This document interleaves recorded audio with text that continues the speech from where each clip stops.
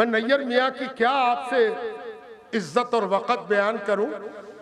मैं जब अंदर घुसता हूं तो मैं एक नज़र चारों तरफ डालता हूं। तो मैंने एक नज़र डाला school, girls school, inter college, computer institute, है ना। ये जो मल्टी डायमेंशनल एक्टिविटी है, ये नैयर मियाँ की बहुत बड़ी हमाजहत शख्सियत की आईनादार है। इनकी एक्टिविटी एक लम्हे को फुर्सत नहीं है। ये शख्सियत अभी यहाँ है, अभी वहाँ है। क़यादत को जरा नींद आए तो कारखाने कुदरत उलट जाए, है ना। क़यादत उसी का नाम है ना।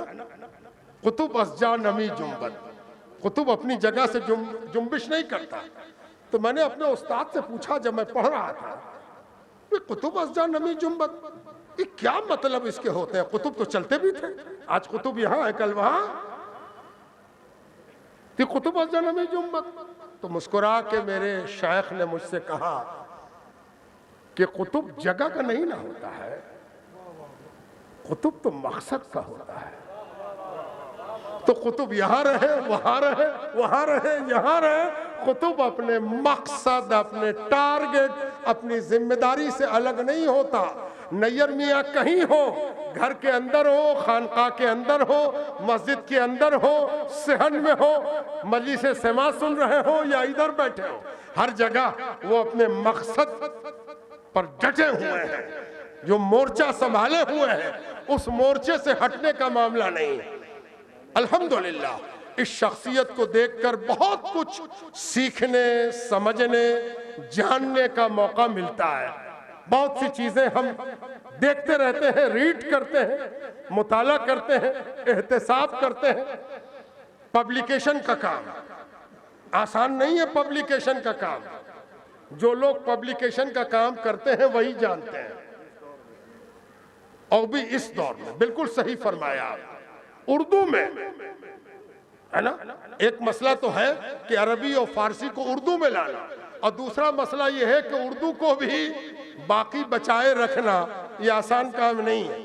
और हिंदी में भी कदम रख देना। माशाअल्लाह मौजूदा साहिब सज्जादा की सरकर्दगी और सरपरस्ती में पब्लिकेशन का काम निहायत मेयारी और मल्टी डायमेंशनल है। यानी किताबें अगर तसव्वुफ की छप रही हैं, तफसीर की छप रही हैं, तो फिक्र की भी छप रही हैं, हदीस की भी छप रही हैं, तस्किरा भी छप रहा, सवाने भी छप रही हैं।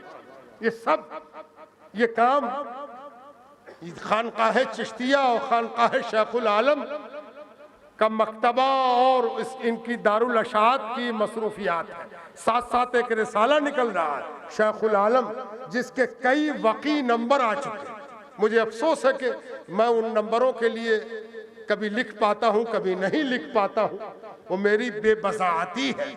वरना इस रिसाले में लिखना यकीनन सआदत और शरफ का बायस है। साथ साथ नैयर मियाँ का एक काम और है, वो जानते हैं वो काम क्या है।